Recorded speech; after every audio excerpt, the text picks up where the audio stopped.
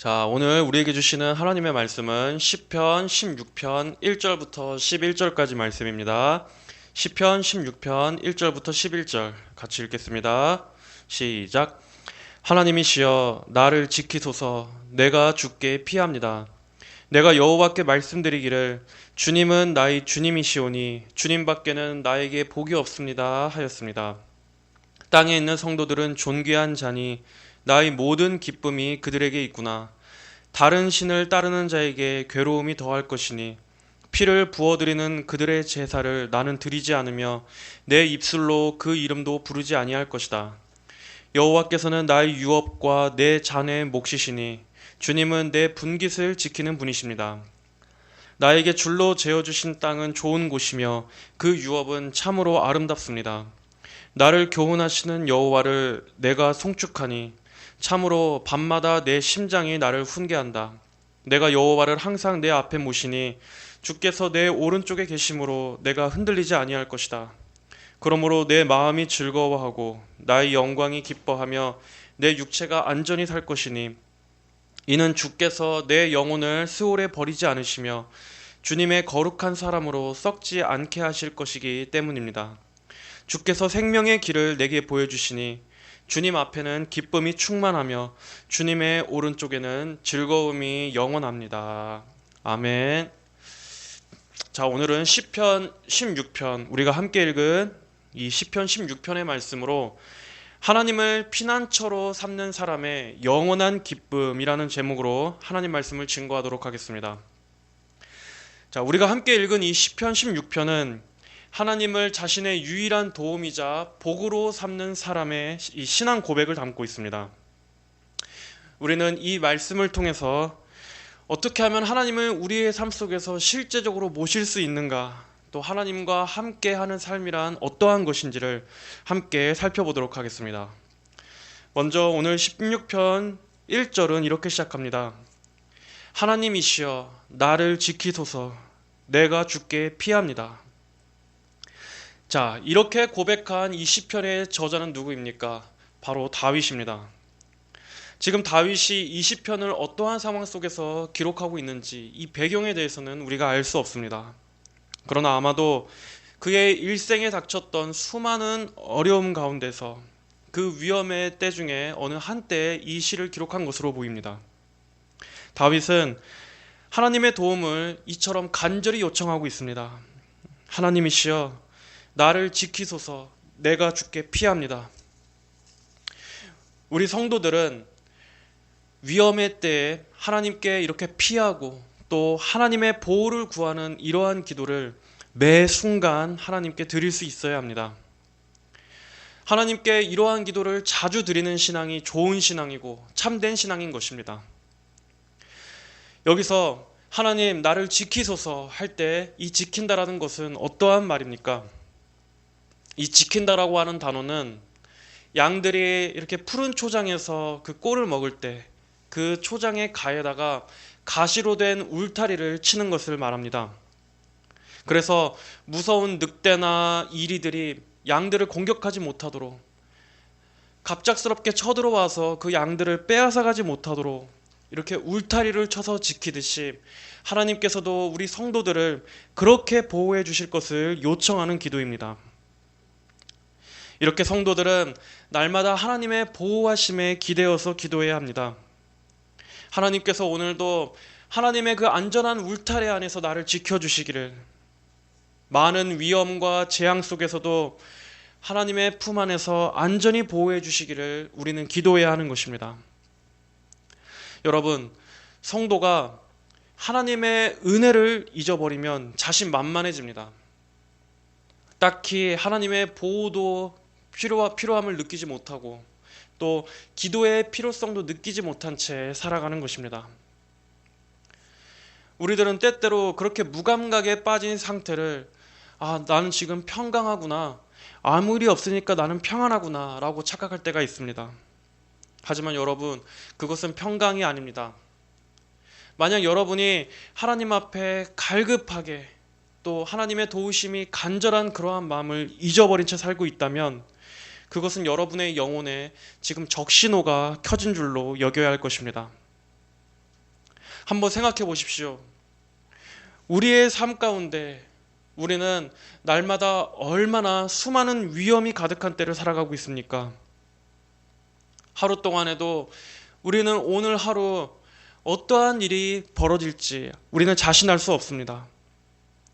상황적으로나 또는 정신적으로 그리고 영적으로 우리를 넘어뜨리려고 하는 많은 상황과 대적들 가운데 성도들은 살아가고 있습니다. 그런데도 우리가 하나님의 보호도 구하지 않고 무작정 나선다면 어떻게 되겠습니까? 성도들은 늘 신중하고 또 조심해야 하는 것입니다. 아무런 기도도 없이 또 아무런 생각도 없이 무방비 상태로 살아가서는 안 됩니다. 항상 성도 여러분들은 하루를 시작할 때마다 하나님, 오늘도 하나님의 보호하시는 손길 가운데 저를 지켜주시옵소서. 또 하나님의 은혜 안에서 하나님의 그 은혜의 울타리 안에서 저를 보호해 주십시오. 그렇게 기도하시고 또 그러한 자세로 살아가야 하는 것입니다. 또한 우리는 하나님께서 지켜주시기를 요청하면서 동시에 또 하나님께 항상 피할 줄도 알아야 합니다. 다윗은 내가 주께 피합니다 라고 기도하고 있습니다. 여기서 피한다라는 것은 하나님을 신뢰한다라는 말이기도 합니다. 만약 여러분에게 지금 위험의 때가 닥쳤습니까? 그렇다면 여러분은 당황하고 겁을 먹기보다는 신속하게 하나님께로 피해야 합니다. 전능하신 하나님께로 기도함으로써 피해야 합니다. 사람은 위급한 상황이 닥치게 되면 순간 얼어붙어서 어찌할 바를 알지 못하고 겁부터 집어먹게 됩니다. 우리가 감당할 수 없는 너무나 큰 문제, 갑작스러운 시험이 닥쳤을 때 성도는 지레 겁부터 먹고 하나님을 바라보는 그 믿음의 눈을 잃어버릴 때가 있습니다. 하지만 성도 여러분, 그럴 때도 반드시 기억하십시오. 우리 성도들에게는 그럴 때 가장 먼저 피할 수 있는 우리의 피난처가 되시는 하나님께서 계십니다. 어려운 일이 닥쳤을 때 여러분은 그때 하늘을 향해 기도하십시오. 하나님 아버지, 저를 살려주십시오. 제가 아버지께로 피합니다. 이렇게 우리는 하나님을 향해서 기도를 구해야 합니다. 사람에게는 누구나 인생을 살면서 여러 번 위기의 때가 닥칩니다. 그럴 때마다 하나님께 도움을 요청할 수 있는 그러한 사람과 그 어디에도 피할 길이 없는 그러한 사람과의 차이는 아주 큰 것입니다. 우리가 하나님께 기도로 아뢰을 때 하나님께서는 성도들의 기도를 들으시고 또 어려움의 때에 결코 성도들을 홀로 놔두시지 않으시고 그분의 강한 오른팔로 여러분들을 건전해 올려주실 것입니다. 또한 우리는 유혹의 때에도 하나님께 피할 줄 알아야 합니다. 보디발의 아내가 요셉을 유혹했을 때 그 요셉이 당장 그 유혹의 자리에서 벗어났던 것처럼 우리에게 죄의 유혹과 쾌락의 유혹이 갑작스럽게 급습할 때 우리는 하나님 안에 있는 즐거움으로 피할 줄 알아야 합니다. 여러분, 유혹의 때가 밀려오면 하나님 안에 있는 즐거움과 또 하나님 안에 있는 그분의 부요하심, 하나님의 그 영광스러우심 안으로 여러분은 도피하십시오. 그리고 그것들과 비교해서 그 유혹들을 묵상해 보십시오. 그렇다면 여러분을 죄짓게 하려고 하는 그 유혹이 얼마나 허무한 것인지를 알게 될 것입니다. 하나님의 영광에 비추어서 바라볼 때 그것들이 얼마나 순간적이며 또 그 일시적인 쾌락이 지나가고 나면 얼마나 비참한 허무함을 가져다 주는 것인지를 여러분은 알게 될 것입니다. 그리고 거기에는 아무런 유익도 없음을 알게 될 것입니다. 아무것도 남지 않으며 그 결국에는 큰 고통과 허무함만 남는다는 것을 알게 될 것입니다. 이렇게 여러분이 죄의 유혹으로 넘어지려고 할 때마다 하나님의 아름다우심 또 하나님의 거룩하신 영광으로 도망치십시오. 그분께로 도피하십시오. 또한 여러분은 시험의 때 마귀의 공격의 때에 하나님께로 피하셔야 합니다. 마귀는 그 무엇보다도 여러분의 감정을 노리려 할 것입니다. 예를 들면 큰 낙심과 절망을 통해서, 또는 누군가와 다투게 함으로써, 또는 큰 우울함과 슬픔들을 통해서 여러분 안에 있는 그 평강을 깨트리려 할 것이고, 여러분의 마음을 어둡게 하려 할 것입니다. 그럴 때 사람들은 어떻게 합니까? 마음의 외로움을 느껴서 죄를 짓기도 하고, 또 주변의 다른 사람들을 의지함으로써 자신의 이 마음을 알아주기를 구걸할 것입니다. 또한 술이나 이러한 것들에 의지함으로써 2차, 3차로 다른 죄들로 번지게 되는 것입니다. 마귀는 그렇게 사람의 중심인 그 마음을 공격해서, 그 감정을 공격해서 결국 사람들로 하여금 허망한 죄들을 짓게 하는 그러한 길로 가게 만드는 것입니다. 그러나 그럴 때 성도 여러분들은 하나님의 평강 안으로 피하십시오. 하나님께서 함께 하심을 믿음으로 바라보시고, 하나님 안에 있는 그 고요한 평강이 여러분들의 마음을 주장하기를 구하십시오. 예를 들어 우리가 일시적인 이 내 마음에, 내 감정의 흔들림에 집중할 때는 우리는 요동치기가 쉽습니다. 하지만 그럴 때 하나님을 바라보시고 위에 계시는 하나님을 여러분의 반석으로 삼으시기를 바랍니다. 그럴 때 그 마음은 진정되고 잠잠해질 것입니다. 죄로 충동질하려는 마귀의 그 거짓말과 그 속임에 넘어가지 않게 될 것입니다. 이사야 25장 4절 5절은 말씀합니다.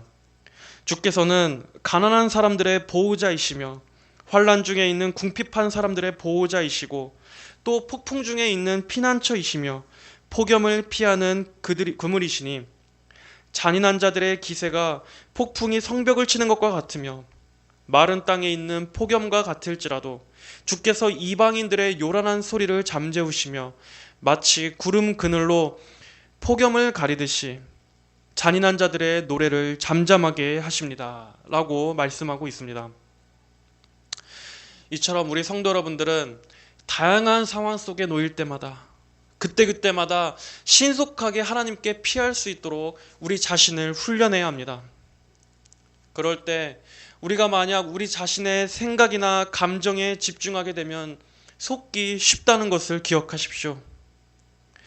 그러므로 우리는 내 마음이 하는 말을 듣지 말고 하나님의 보호, 우리의 반석이 되시는 하나님께 신속히 피하시고 또 하나님의 도우심을 요청하십시오.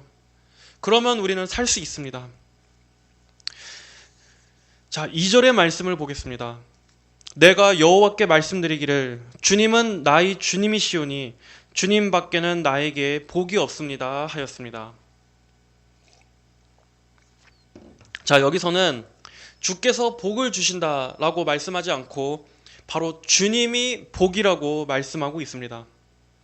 주님 밖에는 복이 없습니다. 자, 이 말뜻은 무슨 뜻입니까? 하나님 외에는 내게 좋은 것이 아무것도 없습니다 라는 고백입니다. 만약에 우리가 하나님께로부터 무엇을 받고 또 하나님께로부터 무엇을 얻어내는 것이 신앙의 본질이라면, 그것이 신앙의 중심이라면 그것은 성경에서 말씀하는 참 신앙이 아닙니다. 만약 그러한 것이 신앙이라면 그것은 우상 숭배나 또 기복주의와 다를 바가 무엇이겠습니까? 우리의 신앙의 목적이 그저 단지 무언가를 받기 위한 것이라면 그 대상이 굳이 하나님이어야 할 필요가 있습니까? 만약 그 대상이 귀신이든 또 아니면 다른 어떤 우상이든 우리가 무엇을 섬기든 무슨 상관이겠습니까? 단지 받기만 한다면 말입니다. 그러나 성경은 우리가 무언가를 받기 위한 것, 그것 자체를 신앙이라고 말하지 않습니다. 아무리 무언가를 받기 원하는 강한 열망이나 강한 믿음이 있다 해도 그것은 성경에서 말씀하는 신앙이 아닙니다. 성경은 바로 하나님 자체가 복이라고 말씀합니다. 여러분들은 하나님 자체가 여러분의 복이십니까? 하나님만으로 가장 큰 복이고 하나님만으로 가장 큰 만족으로 여기시는 그러한 신앙입니까? 세상 사람들은 아니 하나님을 믿으면 무슨 밥이 나오냐 떡이 나오냐 이렇게 말들을 합니다. 심지어는 교회를 다닌다고 하는 사람마저도 이렇게 묻습니다. 아니 어떻게 하나님만으로 즐거울 수 있습니까? 어떻게 하나님만으로 기뻐할 수 있습니까? 마치 그것이 아주 불가능한 것처럼 그렇게 의구심을 갖고는 합니다. 하지만 저는 세상 사람들이 그렇게 말하는 거는 뭐 차치하고서라도 교회를 다닌다고 하는 신자가 그렇게 묻는 것은 저는 그런 말을 들을 때마다 이 사람에게는 아직 하나님이 전부가 아니구나 하는 생각이 듭니다. 아직 하나님께서 모든 것이 되신다라고 하는 그 말을 이 사람은 아직 모르고 있구나 하는 생각이 듭니다. 우리는 하나님께서 하나님 그분 자신께서 나를 만나 주시고 또 내게 은혜를 주셨다는 것 이 자체가 얼마나 큰 복인지를 알아야 합니다. 하나님께서 무언가를 주셨다 하기 전에 정말 내 인생에 있어서 하나님께서 자신을 나타내시고 또 하나님께서 어둠 속에서 죽어있던 이 죄인을 말씀으로 살려주셔서 그리고 또 그리스도의 피로 구속해 주셔서 더러움을 씻어주시고 나를 어둠에서 빛으로 옮겨주셨다라고 하는 이 자체, 내가 하나님과 교통할 수 있게 된 이 은혜 자체가 얼마나 큰 것인지를 여기에서 우리는 감격을 느낄 수 있어야 합니다. 그리고 하나님께서 오늘도 말씀으로 나를 인도해 주시고 이렇게 돌봐 주시고 은혜를 베풀어 주신다고 하는 이 자체가 얼마나 큰 것인지를 우리가 진정으로 안다면 이 외에 우리가 어떤 삶에 조금 부족한 것이 있다고 해서 나의 어떤 필요가 지금 당장 채워지지 않는다고 해서 너무나 쉽게 하나님께 불평하고 원망하는 이러한 신앙이 얼마나 얕은 것인지를 알게 될 것입니다. 하나님께서 하나님 자신을 주셨다라고 하는 것, 하나님 자신과 교통할 수 있게 해주셨다라는 이 자체가 얼마나 큰 복인지를 아셔야 합니다. 웨스트민스터 소요리 문답 제1문에서 말하는 것이 무엇입니까? 사람의 제일 되는 목적이 무엇이라고 말하고 있습니까? 인간의 가장 제일 되는 목적은 바로 하나님을 영화롭게 하고 그분을 영원토록 즐거워하는 것이라고 말씀하고 있지 않습니까? 이것처럼 사람은 이 목적에 부합되게 살 때만이 진정으로 복되고 참으로 평안한 것입니다. 사람이 하나님을 알 때만이 진정한 삶의 목적과 자신의 존재 이유에 대해서 알 수 있습니다. 인간이 아무리 철학을 하고 또 사람이 아무리 사유를 하고 고뇌를 해보십시오. 그럼에도 만약 그의 질문에 하나님을 배제한다면 그는 영원히 답을 찾을 수 없을 것입니다. 일평생을 고민한다고 해도 그는 답을 찾을 수 없을 것입니다. 한번 현대 철학자들의 강연을 한번 들어보십시오. 거기에 무슨 답이 있습니까? 그들이 무슨 해답을 줄 수 있습니까? 그들은 아무리 복잡하게 얘기한다고 해도 결국엔 다 궤변일 뿐입니다. 아무런 소망도 줄 수 없고 그들은 아무런 영생도 보장할 수 없습니다. 아무리 찾고 두드린다고 해도 그들은 영원히 어둠이고 계속 미로일 뿐입니다. 그 안에서 계속 평생을 헤매다가 결국 멸망으로 인도하는 그러한 헛된 지식, 헛된 지혜일 뿐입니다. 인간의 진정한 삶의 의미, 그리고 나의 참된 존재 이유, 그리고 내가 소유하고 있는 모든 물질들, 이 모든 것들은 하나님을 우리의 삶에 가장 첫 번째로 모실 때만이 비로소 그때야 참된 가치를 지닌 것들이 됩니다. 하나님께서 가장 위에 계시는 이 질서를 세울 때야만이 먼저 이 순서가 바로 될 때에만 비로소 다른 것들도 제자리를 찾게 되는 것입니다. 하나님 없이 우리가 소유가 풍성하다고 해서 그것이 곧 행복을 줄 수는 없습니다. 예수님께서도 뭐라고 말씀하셨습니까? 사람의 생명이 이 소유의 풍성함에 달려있지 않다고 말씀하셨습니다. 하나님 없이 모든 것이 풍족한 것은 결코 복이 아닙니다. 어떤 면에서 보면 그것은 오히려 저주일 수 있습니다. 왜냐하면 그러한 가짜 부요함 때문에 진짜로 참된 부요함을 보지 못하기 때문입니다. 스스로 부자라고 말하지만 자신이 영적으로는 거지인 것을 보지 못하게 가릴 수 있기 때문입니다. 사람의 참된 복은 하나님이십니다. 하나님이 진정으로 인간에게 복인 것입니다. 하나님이 없다면 모든 것을 다 가진다 할지라도 아무것도 갖지 못한 것이요 공허고 허무일 뿐입니다. 3절의 말씀은 어떻게 말씀하고 있습니까? 땅에 있는 성도들은 존귀한 자니 나의 모든 기쁨이 그들에게 있구나 라고 말씀하고 있습니다. 자, 이 말씀은 하나님께서 성도들을 보시는 마음이기도 하고 또 다윗이 하나님의 백성들을 향한 마음이기도 합니다. 이 세상은 부유하고 권력 있는 자들을 높게 보지만 하나님께서는 그러한 것들에는 아무런 가치를 두시지 않습니다. 하나님께서 보시기에 가장 가치 있고 가장 존귀한 존재는 어떤 존재입니까? 바로 성도들입니다. 세상은 소유의 많고 적음에 따라서 그 사람이 많이 가졌느냐 적게 가졌느냐에 따라서 사람의 등급을 나누고 계급을 나누고 그 사람을 판단합니다. 하지만 하나님께서는 하나님의 아들의 피로 구원하신 성도들 한 사람 한 사람을 가장 소중하고 귀하게 보십니다.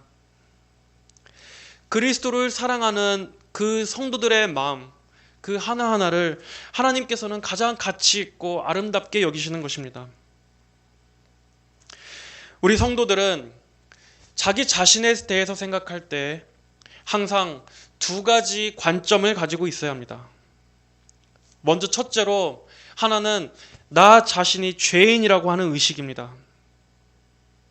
내 안에는 많은 죄와 또 많은 부패함이 있음을 날마다 의식하면서 나 자신을 조금도 높이 여기지 않는 것입니다. 그러나 이것만 있어서는 안 됩니다. 다른 한편으로는 나 자신이 존귀한 신분이라는 이러한 의식도 가지고 있어야 합니다. 이것은 이 세상에서 말하는 자신감과는 다른 것입니다. 내가 잘나고 의롭고 어떤 나의 스펙에서 오는 그러한 자신감과는 다른 것입니다. 자기 자신을 존귀하게 여기는 이러한 의식은 어디에서 오는 것입니까? 죄로 부패하고 죄로 멸망하기에 마땅한 나를 하나님께서 그리스도를 통해서 용서해 주시고 그리스도의 피로 깨끗하게 씻어 주시고 예수 그리스도의 의의 옷으로 나를 입혀 주셨기 때문에 이제 나는 더 이상 어둠 안에 있지 않다. 이제 나는 빛 가운데 있다. 나는 하나님의 은혜를 입은 존귀한 신분이 되었다라는 이러한 의식이 같이 있어야 하는 것입니다. 이렇게 하나님의 은혜를 의식하는 이 겸손한 죄인된 의식, 그리고 또 하나는 하나님의 은혜로 의롭게 된 이러한 존귀한 의식, 이 두 가지가 우리 성도들이 반드시 가지고 있어야 하는 것입니다. 그렇기 때문에 이 참된 성도 안에는 이 세상 사람들이 갖고 있는 그러한 망가지고 어두운 자아상이란 있을 수 없습니다. 정말 그가 진정한 성도라면 그의 마음 안에는 이러한 어두운 자아상이 들어설 수 없는 것입니다. 여러분, 왜 오늘날의 많은 사람들이 우울해하고 또 그토록 낮은 자존감으로 인해서 괴로워하고 있습니까? 많은 이유들이 있을 것입니다. 많은 이유들이 있겠지만 그럼에도 그 중에 가장 큰 하나는 바로 다른 사람들과 나 자신을 비교하기 때문입니다. 이 세상이 규정하는 그러한 규정으로, 그러한 기준으로 나를 비춰보기 때문입니다.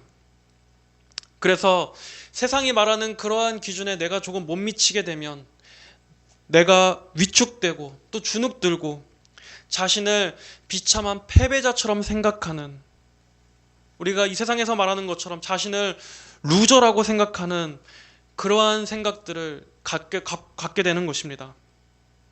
그리고 이것은 교회 안에 다니는 사람들도 마찬가지입니다.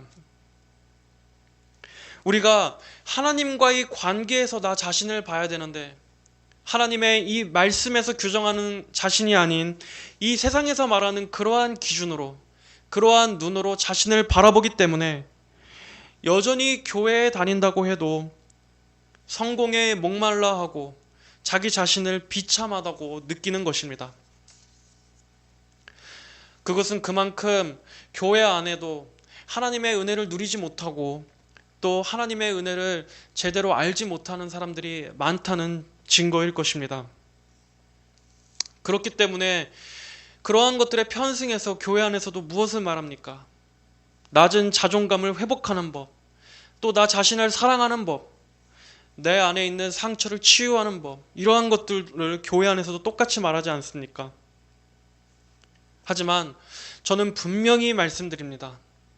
진정한 자아상의 회복은 인간이 하나님의 은혜를 깊이 경험할 때만이 회복되는 것이라고 분명히 말씀드립니다.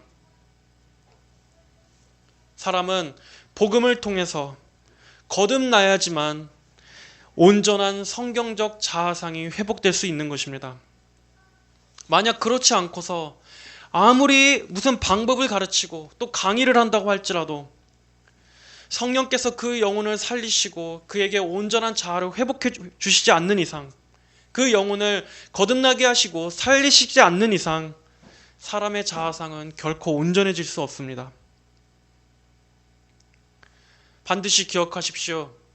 인간은 하나님의 구원의 사랑을 알 때에만 비로소 교만해지지 않고 또 반대로 하나님의 이 구원의 사랑을 알 때에만 자기 비하에 빠지지도 않을 수 있는 것입니다. 이처럼 하나님의 사랑은 인간을 고칩니다. 무너진 자아상을 온전하게 바로 세워줍니다. 죄와 마귀는 하나님의 형상인 이 인간의 자아상을 망가뜨리고 무너뜨렸습니다. 왜곡되고 병들게 만들어버렸습니다.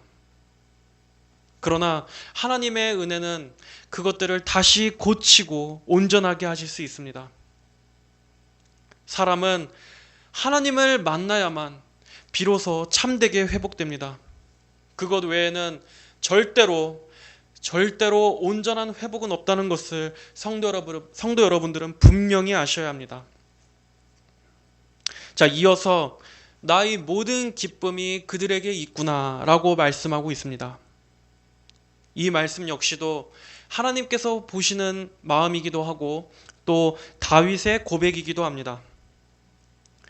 여러분, 하나님께서 우리 성도 여러분들을 얼마나 기쁨으로 바라보시고 또 소중히 여기신다는 것을 여러분들은 아십니까? 그래서 오죽하면 이 스바냐서에 보면 하나님께서 성도들을 보실 때 아주 큰 노래로 기뻐하신다라고 말씀하실 정도로 우리 성도들은 하나님의 기쁨을 유발하는 존재입니다. 그러므로 여러분, 자기 자신이 아무런 가치가 없다고 절대 여기시지 마십시오. 하나님께서 여러분을 가슴이 벅찰 정도로 기뻐하시고 소중히 여기신다는 것을 믿으시기를 바랍니다. 또한 나의 모든 기쁨이 그들에게 있구나, 이것을 다윗의 고백이라고 본다면 참된 성도는 같은 믿음을 가진 성도들을 볼 때, 그리고 그 성도들과 함께 교제할 때 사랑하고 즐거워한다는 것을 알 수 있습니다.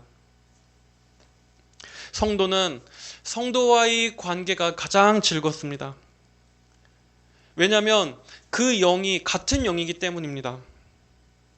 물론 우리가 불신자들을 대할 때 배타적으로 대해서는 안 되겠지만 정말로 성도에게는 같은 믿음을 가진 성도와 교제할 때가 가장 즐겁고 또 가장 기쁩니다. 성도 간에 대화할 때가 가장 대화가 통합니다.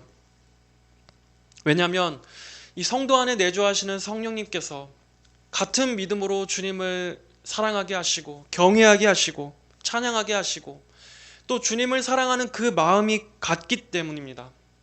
그러한 성도들과 함께 교제할 때 그들은 같은 세계관, 이 세상을 바라보는 같은 관점을 공유하며 또 교제하게 됩니다. 이렇게 예수님을 사랑하는 그 마음을 함께 공유할 수 있다는 것은 우리 성도들에게 가장 큰 즐거움입니다. 하지만 4절은 어떻게 말씀하고 있습니까? 다른 신을 따르는 자에게 괴로움이 더할 것이니 라고 말씀하고 있습니다. 자, 여기서 다른 신을 따르는 자라고 할 때 이 따른다라는 말은 마치 물이 빠르게 흘러가는 모습을 나타낼 때 쓰이는 단어입니다. 이 말은 성급하게 쫓는다라는 뜻을 담고 있기도 합니다. 왜 다윗이 이런 말들을 썼을까요? 하나님이 아닌 우상을 섬기는 자들의 삶이 바로 이러한 것이기 때문입니다. 그들은 열심히 달려갑니다. 누구보다도 바쁘게 열심히 살아갑니다. 그들은 무엇을 따라갑니까? 이 세상 사람들이 보편적으로 추구하는 것이 무엇입니까? 어떤 이들은 돈을 추구할 수도 있고 또 성공이 될 수도 있고 명예가 될 수도 있습니다. 자기 자신이 세워놓은 어떤 행복의 기준을 따라서 이 세상 사람들 모두는 열심히 달려가고 있습니다. 하지만 보이든 보이지 않든 예수님이 아닌 다른 것들을 따르는 그 모든 삶들은 결국 그들의 우상을 쫓는 삶에 불과하다고 성경은 말씀하고 있습니다. 그러나 그 끝에는 무엇이 있습니까? 저는 그들에게 묻고 싶습니다. 과연 정말로 그 끝에 무엇이 있습니까? 그저 죽음이 있습니까? 영혼이 소멸될 뿐인 그러한 죽음이 있습니까? 죽어서 먼지로 돌아가는 그러한 죽음이 있습니까? 만약 그렇게만 해도 충분히 허무합니다. 하지만 진실로 그 끝에 무엇이 있습니까? 성경은 우리가 그저 죽어서 이 땅의 먼지로 무로 돌아간다고 말씀하고 있지 않습니다. 성경은 분명히 심판과 지옥의 멸망이 있다라고 분명히 선언하고 있습니다. 착하게 산 자나 평범하게 산 사람들이나 그리고 지극히 악한 사람들, 이 모든 사람들, 그리스도를 믿지 않는 이 모든 사람들은 결국 멸망을 향해서 빨리 달려가고 있는 것입니다. 여러분들은 분명히 기억하십시오. 하나님을 자신의 가장 첫 번째로 삼지 않는 사람들의 모든 삶의 결국은 다 지옥이라는 것을 분명히 기억하십시오. 이것은 절대로 과격한 말이 아닙니다. 이것이 너무 과격하다고 극단적으로 들린다고 해도 저는 어쩔 수 없습니다. 왜냐하면 이것이 성경의 말씀이기 때문입니다. 저는 하나님을 두 번째, 세 번째로 삼아도 천국에 갈 수 있습니다 라고 감히 말할 수 없습니다. 하나님을 첫 번째로 삼지 않는 사람들의 모든 이들은 다 지옥에 갑니다. 하나님을 첫 번째로 삼아야 합니다. 그리고 괴로움이 더할 것이라고 성경은 말씀하고 있습니다. 우상은 결코 사람들에게 안식을 줄 수 없습니다. 거기에는 만족이 없습니다. 우상을 쫓는 모든 이들의 삶에는 끝없이 목마르고 끝없이 공허하고 끝없이 허기질 것입니다. 그들은 추구해도 먹어도 마셔도 결코 채워지지 않는 배고픔이 있을 것입니다. 특별히 무슨 이방 종교를 믿는다고 우상을 쫓는 것이 아닙니다.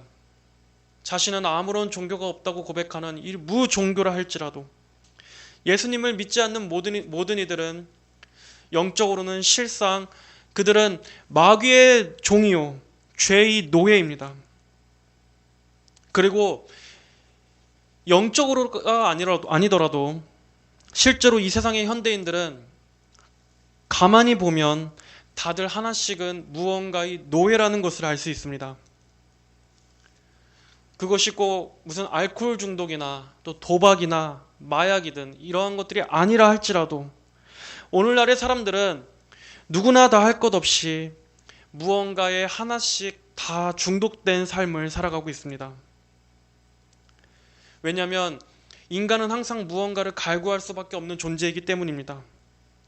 그래서 사람은 그 자신의 영혼의 허기를 채워줄 수 있는 어떠한 것들을 계속 추구하게 됩니다. 그것이 취미든 뭐든 인간은 반드시 삶의 활력소가 될 만한 것들을 찾는 것입니다. 하지만 성경은 오히려 그러한 모든 시도들이 괴로움이 더할 것이라고 말씀하고 있습니다.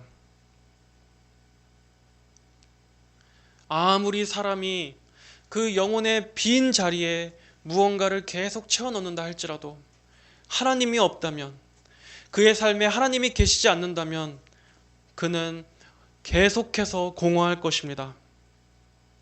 그리고 그 공허가 계속되고 계속돼서 나중에는 그것이 괴로움이 될 것입니다. 일평생을 무언가를 찾기 위해 수고한다 할지라도 결국 어디에도 만족이 없기 때문입니다. 피를 부어드리는 그들의 제사를 나는 드리지 않으며 내 입술로 그 이름도 부르지 아니할 것이다. 자, 이 말씀의 배경에는 이교도들이 드리는 제사, 피를 드리는 제사가 있었습니다. 고대 그 근동 이방 국가들의 제사에는 그들의 종교 의식 때마다 반드시 동물이나 또는 사람의 피를 바치는 이러한 제사가 있었습니다.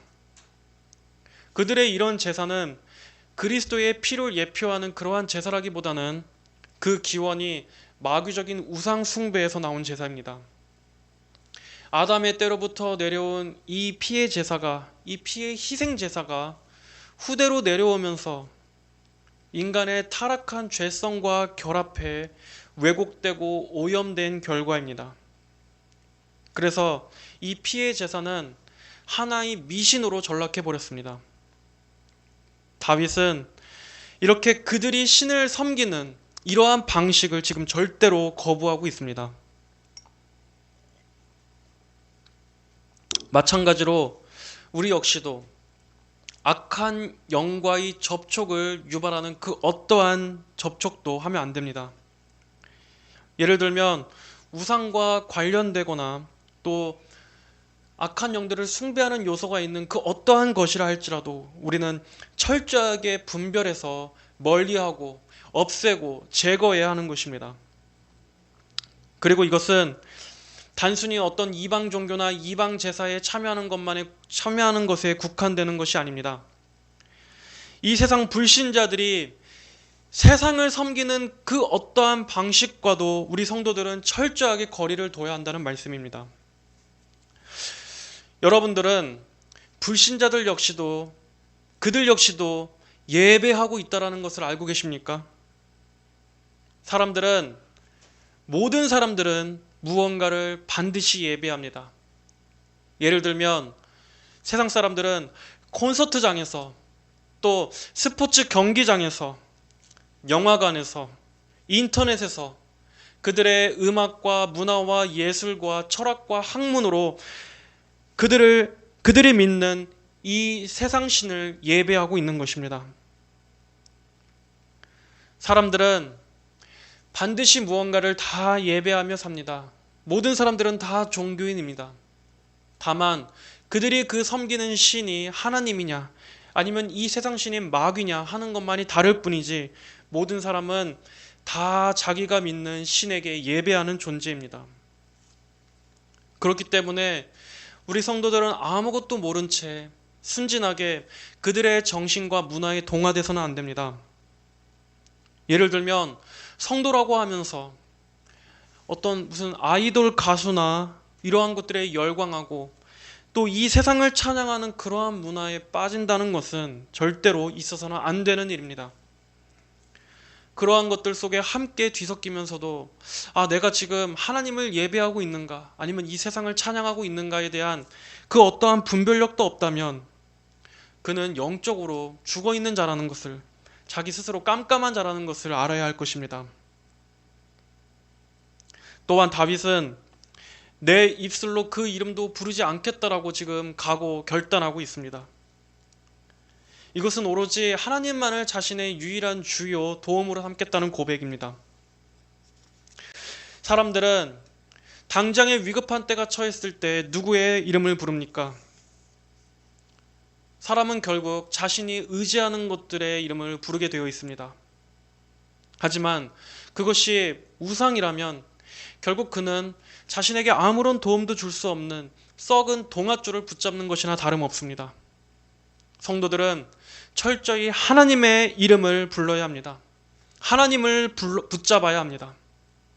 왜냐하면 하나님만이 이 성도의 생사 화복을 주관하시는 절대 주권자이시기 때문입니다. 하나님만이 전능하신 우리의 도움이시기 때문입니다. 사무엘상 2장 6절부터 9절은 이렇게 말씀하고 있습니다. 성도분들은 이 말씀을 늘 자신의 마음에 깊이 새기시기를 바랍니다. 여호와께서는 죽이기도 하시고 살리기도 하시며 스올에 내려가기도 하시고 올라오기도 하신다. 여호와께서는 가난하게도 하시고 부하게도 하시며 낮추시기도 하시고 높이시기도 하신다. 가난한 자를 티끌에서 일으키시며 궁핍한 자를 거름더미에서 들어 올려 고귀한 자들과 함께 앉히시며 영광된 자리를 얻게 하시니 이는 땅의 기둥들이 여호와의 것이고 세계를 그 위에 세우셨기 때문이다. 여기에서는 모든 세계를 통치하시고 또 인간의 모든 섭리를 주관하시는 분이 하나님께 있음을 강하게 드러내고 있습니다. 이처럼 사람의 죽고 사는 것은 오직 하나님께만 달려 있습니다. 인간을 진정으로 일으키시고 살리시는 것 또는 인간을 망하게 하시고 낮추시는 것이 하나님께 달려 있음을 말씀하고 있습니다. 이것을 분명히 성도들이 믿는다면 성도들은 다른 데 자신의 운명을 맡기지 않습니다. 자신의 모든 처분을 오직 하나님께만 맡기고 하나님께만 신뢰하는 것이 가장 진리고 참이라는 것을 압니다. 바로 이러한 믿음을 가진 성도만이 참된 믿음을 가진 성도인 것입니다. 자, 5절에 여호와께서는 나의 유업과 내 잔의 몫이시니 주님은 내 분깃을 지키는 분이십니다. 자, 여기서 유업과 목 또 분깃은 사람의 소유물을 뜻합니다. 그런데 여호와께서 나의 유업이시고 내 잔의 몫이라고 말합니다. 결국 이 말은 하나님의 나의 소유, 하나님이 나의 목, 그리고 또 나의 소유를 지켜주시는 궁극적인 분이 바로 하나님이신 것을 말씀하는 것입니다. 성도는 오직 하나님만을 전부로 삼아야 합니다. 하나님께서 주시는 것이 전부가 아니라 하나님 바로 그분 자체가 우리의 전부인 것입니다. 우리는 우리의 소유를 잃을 때 슬퍼하고 안타까워합니다. 내가 만약 재산상의 어떤 큰 손해가 발생했을 때 우리는 마치 나의 살을 뜯어내는 것만큼 큰 고통 또 큰 애탐을 느낍니다. 하지만 여러분, 하나님을 잃음으로써 그러한 고통, 그러한 슬픔을 느껴본 적이 있습니까? 내가 재산을 잃었을 때 큰 허탈함을 느끼는 것처럼 여러분이 하나님을 잃었을 때에도 그렇게 큰 허탈함을 느껴본 적이 있습니까? 성도에게는 하나님이 전부고 하나님이 우선입니다. 우리에게는 하나님을 잃지 않는 것이 가장 중요합니다. 이것을 정말 철저하게 붙들고 사시기 바랍니다. 스스로 기독교인이라 말하면서도 자기 자신이 하나님에 대한 신앙이 있다고 말하면서도 수많은 사람들이 도무지 하나님을 까맣게 잃어버리는 것은 아무렇지도 않게 생각하며 살아가고 있습니다. 내가 지금 하나님을 잃어버리지 않았나? 내가 지금 내 삶에서 하나님을 잊고 살지는 않았나 하는 것에는 무감각하면서도 자신의 재산을 잃는 것에는 온 신경을 집중하면서 민감하게 살아갑니다. 그러나 그러한 자들에게 하나님께서는 어떻게 섭리하십니까? 그들의 모든 재산을 잃게 해서라도 하나님께서는 자신의 존재를 드러내실 것입니다. 성도 여러분들은 나의 생사 화복이 오직 하나님의 손에 달려 있다라는 것을 믿으시기를 바랍니다. 이러한 것들에 두려움을 갖고 사시기 바랍니다. 여러분의 전 존재를 지켜줄 수 있는 것은 여러분의 소유가 아닙니다. 여러분의 생명과 호흡을 붙드는 것은 여러분의 재산이 아닙니다. 바로 하나님께서 여러분의 호흡을 끊으시면 여러분은 그 순간, 그 즉시 여러분의 생명은 꺼지게 되는 것입니다. 참된 성도는 하나님께만 자신의 모든 처우를 맡기는 사람입니다. 세상의 모든 사람들이 나를 해하기 위해서 달려든다 할지라도 하나님께서 나를 살리시기로 하시면 사는 것입니다. 그리고 내가 아무리 자신만만하다 할지라도 하나님께서 망하게 하시고 하나님께서 낮추시게 하시면 낮아질 수밖에 없는 것입니다.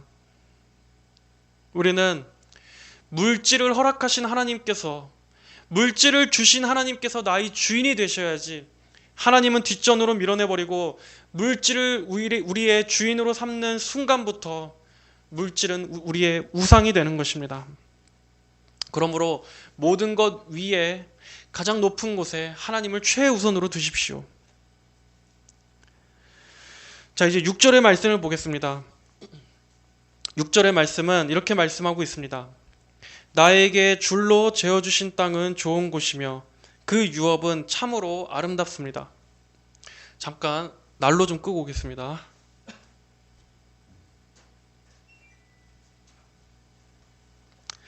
자, 나에게 줄로 재어주신 땅은 좋은 곳이며 그 유업은 참으로 아름답습니다. 자, 여기서 다윗이 말하는 이 줄로 재어주신 땅, 그리고 그 유업, 이것은 1차적으로는 예루살렘, 그리고 하나님께서 택하신 그 이스라엘을 말하는 것입니다. 다윗은 이것을 통해서 하나님께서 베풀어 주신 모든 은혜들을 감사함으로 말하고 있습니다. 우리 성도들은 하나님께서 주신 모든 것들에 만족하며 그것들을 감사함으로 여겨야 합니다. 하나님께서 공급해 주시는 대로, 하나님께서 적게 주시면 적게 주시는 대로 다 그것 또한 하나님의 지혜에서 나온 것임을 알며 자족하며 살아갈 줄 알아야 합니다. 우리가 이 땅에서 조금 부족하고 또 조금 모자라면 어떻습니까? 하나님께서는 때에 따라서 우리에게 가장 적절하게 공급해 주실 것입니다. 또한 여기에서 하나님께서 줄로 재어주신 땅, 이것이 궁극적으로 의미하는 우리 성도들에게 가장 좋은 땅, 그리고 그 유업은 어떤 것이겠습니까? 바로 성도들에게 예비된 천국입니다. 우리 성도들은 항상 이 천국 지향적인 신앙을 살아가야 합니다.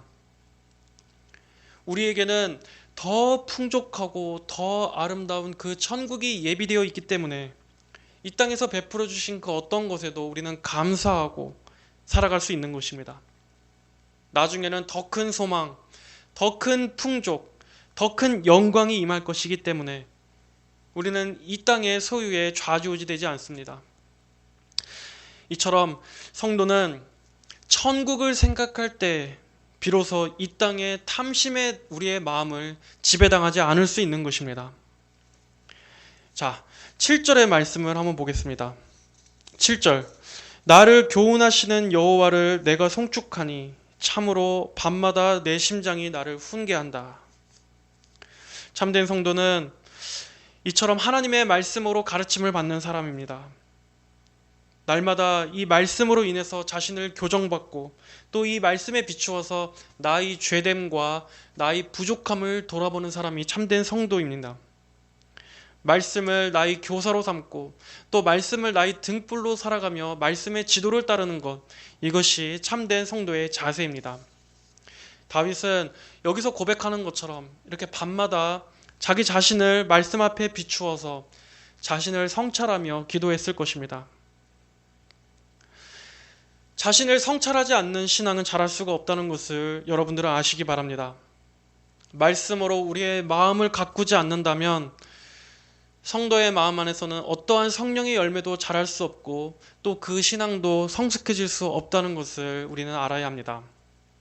자, 8절의 말씀입니다. 내가 여호와를 항상 내 앞에 모시니 주께서 내 오른쪽에 계심으로 내가 흔들리지 아니할 것이다. 내가 여호와를 항상 내 앞에 모신다. 우리 성도 여러분들은 항상 하나님을 모시고 사시기 바랍니다. 하나님을 앞에 모신다는 것은 무엇입니까? 항상 하나님을 최우선으로 여기고 또 하나님을 우선적으로 가장 높이는 삶을 말하는 것입니다. 하나님의 주권을 높이고 내 생각대로 사는 것이 아니라 하나님께서 앞장서서 나의 삶을 인도해 주시기를, 그리고 나는 하나님의 섭리에 순종함으로 따르는 것을 말하는 것입니다.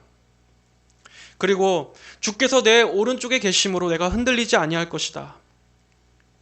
하나님을 오른쪽에 둔다 하는 이것은 하나님을 힘으로 삼는 신앙을 말하는 것입니다. 성도들은 하나님으로 인해서 마음의 힘을 얻으십시오. 언제나 하나님을 바라봄으로써 우리 성도의 궁극적인 힘의 근원 되시는 하나님으로 인해서 우리는 영적인 힘을 얻는 것입니다. 시편 20편 7절 8절은 이렇게 말씀합니다. 어떤 이들은 병거를, 어떤 이들은 말을 의지하지만 우리는 여호와 우리 하나님의 이름을 자랑할 것이니 그들은 엎어지고 쓰러지나 우리는 일어나 바로 선다 라고 말씀하고 있습니다. 또 이사야서 40장 28절로 31절은 어떻게 말씀하고 있습니까? 너는 알지 못하였느냐? 너는 듣지 못하였느냐? 여호와 영원하신 하나님, 땅끝까지 창조하신 분은 피곤치 아니하시며 지치지 아니하시며 이해심이 한이 없으시며 피곤한 자에게 힘을 주시며 무능한 자에게 능력을 더하시니 젊은이라도 피곤하고 지치며 청년이라도 넘어지며 자빠지나 오직 여호와를 바라는 자는 새 힘을 얻을 것이니 독수리처럼 날개치며 올라갈 것이고 다른 박질하여도 지치지 아니하겠고 걸어가도 피곤하지 않을 것이다. 또 시편 18편 28절 29절은 말씀합니다. 참으로 주께서 내 등불을 밝히시니 여호와 내 하나님께서 어둠을 밝혀주실 것이다. 참으로 주님을 의지하고 내가 무리를 쳐서 부수고 내 하나님을 의지하고 내가 담을 뛰어넘을 것입니다. 이처럼 성경에는 하나님으로 힘을 삼는 자들에게 얼마나 약속하신 그러한 힘과 소망이 있습니까? 사람이 아무리 대단하다고 해도 인간은 근본적으로 자기 스스로 자신을 지탱할 수 없는 존재입니다. 인간은 하나님을 의존해서 지탱하도록 살도록 하나님께서는 창조하셨습니다. 여러분들이 하나님께로 피할 때 하나님의 손은 여러분을 붙잡아 주실 것입니다. 그리고 여러분이 넘어졌을 때 하나님께서는 여러분에게 새 힘을 불어넣어 주실 것입니다. 자, 9절 10절의 말씀을 보겠습니다. 그러므로 내 마음이 즐거워하고 나의 영광이 기뻐하며 내 육체가 안전히 살 것이니 이는 주께서 내 영혼을 스올에 버리지 않으시며 주님의 거룩한 사람으로 썩지 않게 하실 것이기 때문입니다. 사람의 근원적인 불안의 이유가 무엇입니까? 사람이 안식하지 못하는 이유가 무엇입니까? 날마다 그 마음이 계속 불안하고 공포 가운데 있는 것은 무엇입니까? 그의 영혼이 하나님 안에 있지 않기 때문입니다. 하나님으로부터 떠난 인생은 누구나 할 것 없이 항상 그 안에 알 수 없는 공포와 두려움이 내재되어 있습니다. 하지만 그러한 사람이 하나님 안에 들어오게 되면 가장 크게 변하는 것이 무엇입니까? 바로 그 영혼이 안전함을 누린다는 것입니다. 그 영혼이 비로소 안식할 수 있다는 것입니다. 인간을 근원적으로 묶는 것이 무엇입니까? 바로 알 수 없는 그 죽음의 공포, 그리고 생활의 공포, 그리고 악한 영으로부터 짓눌리는 모든 두려움이 아니겠습니까? 하지만 그랬던 그 영혼이 진정으로 자신을 하나님의 손에 맡길 때, 하나님 안으로 들어올 때, 그때는 진정한 안전함이 있는 것입니다. 주께서 내 영혼을 스올에 버리지 않으시며 주님의 거룩한 사람으로 썩지 않게 하실 것이기 때문입니다. 자, 이 말씀은 예수님의 부활을 예언하고 있는 말씀이기도 합니다. 사람이 그리스도를 통해서 하나님 안에 받아들여지게 될 때 모든 공포와 두려움에서 안전할 수 있는 이유는 무엇입니까? 바로 그리스도께서 죽음의 권세를 이기시고 부활하셨기 때문입니다. 사람에게 근본적인 소망과 승리가 보장된 것은 바로 예수님께서 인간의 모든 죽음의 공포와 두려움에서 승리하셨기 때문입니다. 그래서 히브리서 2장 14절 15절에서도 말씀하시지 않습니까? 자녀들은 피와 살을 함께 나눈 사람들이기 때문에 그분 자신도 마찬가지로 피와 살을 가지셨다. 이는 사망을 통해서 사망의 권세를 가진 자, 곧 마귀를 멸하시려는 것이며, 또한 죽음이 두려워서 평생 매여 있는 종들을 해방하시려는 것이다. 인간을 올가매는 가장 근원적인 두려움인 죽음의 권세와 또 사람을 괴롭게 하는 그 마귀를 예수님께서 승리하시고 짓밟으시고 그 권세로부터 우리 성도들을 해방시켜 주셨기 때문에 우리 성도들은 참된 안전과 승리를 보장할 수 있는 것입니다. 자, 그리고 마지막 11절은 어떻게 말씀하고 있습니까? 주께서 생명의 길을 내게 보여주시니 주님 앞에는 기쁨이 충만하며 주님의 오른쪽에는 즐거움이 영원합니다. 하나님께서는 우리 인간들에게 너희 스스로 가치를 찾으라 또는 너희 스스로 생명을 발견하라고 말씀하시지 않으셨습니다. 하나님께서 생명을 보여주시고 하나님께서 생명길로 인도하십니다. 하나님께서는 예수님을 통해서 이루신 그 구원, 그 완성을 너희는 값없이 나와서 은혜로 받아 누리라 라고 말씀하셨습니다. 그리고 그럴 때에만 인생의 참된 빛과 생명과 기쁨을 누릴 수 있도록 그렇게 섭리하셨습니다. 여러분, 인간 안에서는 결코 아무것도 발견할 수 없습니다.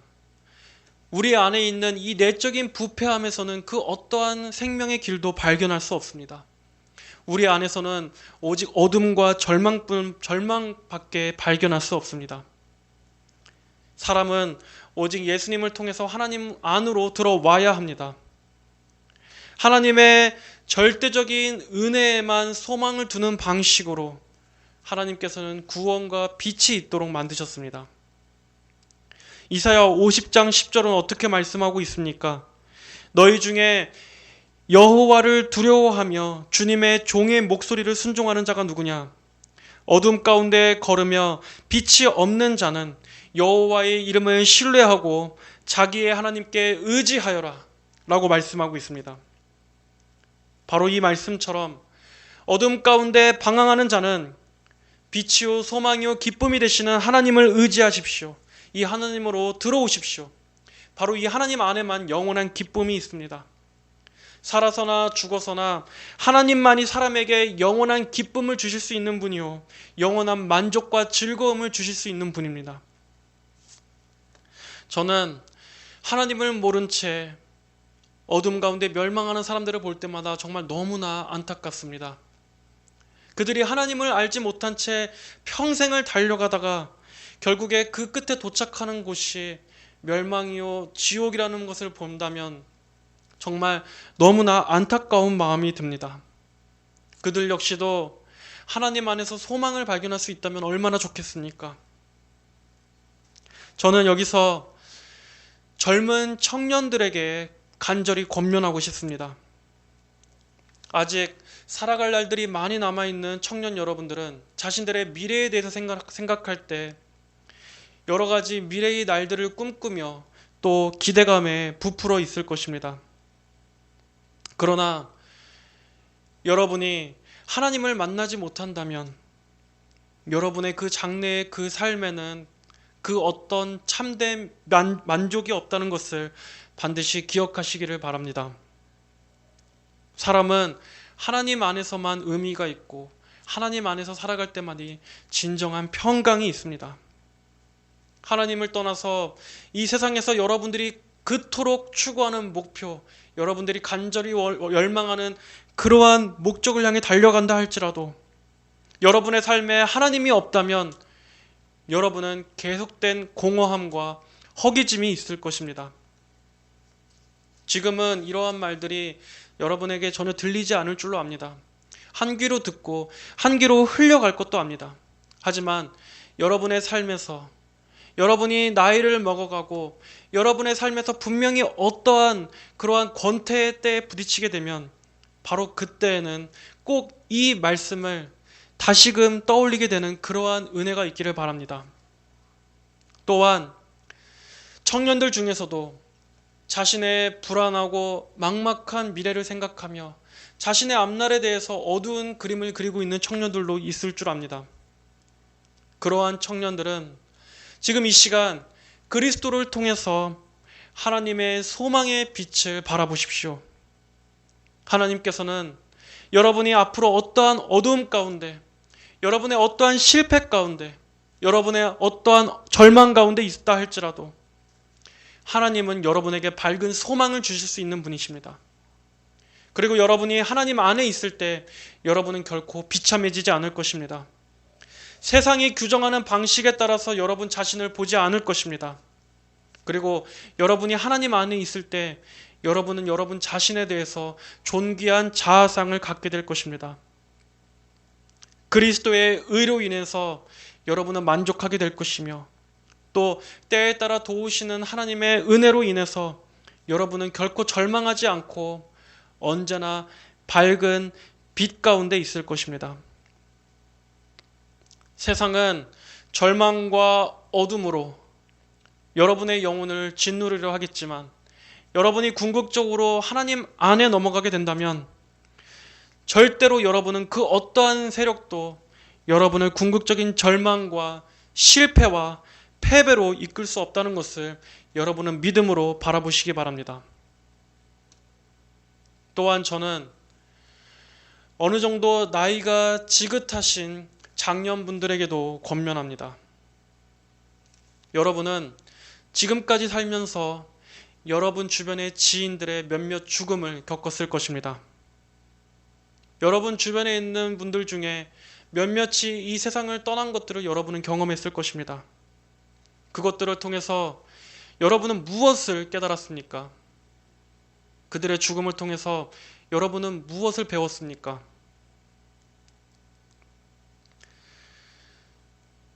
여러분들이 이 세상에서 소망을 찾는 일은 이제 그쯤이면 됐습니다. 여러분은 여러분의 인생의 많은 시간들을 이 세상의 목적과 궁극적인 소망을 위해서 열심히 뛰었을 것입니다.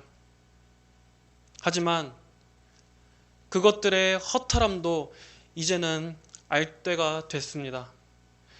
여러분은 참된 소망이 오직 하나님께만 있다는 것을 이제는 발견할 나이가 됐습니다. 더 이상 여러분에게 궁극적인 어떠한 것도 보장할 수 없는 헛된 것들에 목매지 마시고 여러분의 남은 삶을 하나님을 위해서 사시기 바랍니다. 그것이 참된 지혜입니다. 여러분에게 생명을 주신 하나님께서 여러분이 오늘도 그토록 발견하기를 원하는 참 지혜입니다.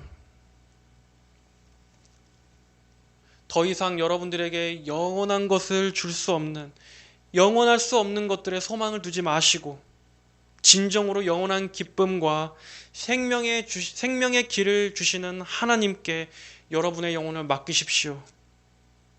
소망도 없고 영생도 없고 아무리 많은 재물로도 살 수 없는, 소유할 수 없는 그 진정한 평강, 진정한 소망, 바로 그 천국의 기쁨을 추구하십시오. 그리고 하나님께서 계시는 그 천국에서 누릴 그 내세의 삶을 준비하시기 바랍니다. 오늘은 우리가 이 시편 16편을 통해서 하나님을 유일한 복이자 기쁨으로 삼는 그 성도의 즐거움에 대해서 우리가 알아보았습니다. 하나님을 사랑하고 하나님을 즐거워하는 것만이, 그러한 삶만이 가장 의미 있고 가치가 있는 삶입니다. 우리에게 주신 이 은혜를 감사히 여기시고 여러분들 날마다 하나님을 더욱더 구하시기 바랍니다. 여러분의 삶의 목적을 오직 하나님께 두시기 바랍니다. 오늘의 이 말씀을 잘 기억하시고 마음에 새기셔서 어떠한 상황 가운데에서도 여러분들을 궁극적으로 보호하시고 지키시는 그 하나님만을 신뢰하시는 우리 성도 여러분들이 되시기를 주님의 이름으로 축복합니다. 자, 다 함께 기도하겠습니다. 하나님 아버지 감사합니다. 우리의 과거와 현재와 미래가 하나님의 손에 달려 있음을 믿습니다. 또한 우리에게 참된 생명과 또 영원한 즐거움이 오직 하나님께만 있음을 우리가 다시 한번 바라봅니다. 아버지, 하나님이 우리의 전부이시오, 또 하나님이 우리의 소유가 되십니다. 우리 성도들이 이 세상에 일시적이고 순간적인 것들에서 기쁨을 추구하지 않게 하여 주시고 참되고 영원한 기쁨을 무한히 주시는, 영원히 주시는 그 하나님께만 소망을 두며 살게 하여 주시옵소서. 아버지, 우리가 어찌하면 더욱더 하나님을 소유하고 또 하나님으로 만족을 얻을 수 있겠습니까? 오직 하나님께서 위로부터 부어주시는 그 기쁨과 성령의 충만함만이 우리의 마음에 하나님으로 가득 채워주실 줄로 믿습니다. 아버지, 하나님을 가장 즐거워하고 하나님을 더욱더 사랑할 수 있도록 은혜를 주시옵소서. 하나님만으로 우리의 목마름을 해결할 수 있도록 은혜를 베풀어 주시옵소서. 그리하여 우리 성도들에게 마음에 정말 그 참된 기쁨, 그 천국의 기쁨이 더욱더 실제가 될 수 있는 그러한 믿음이 되게 하여 주시옵소서.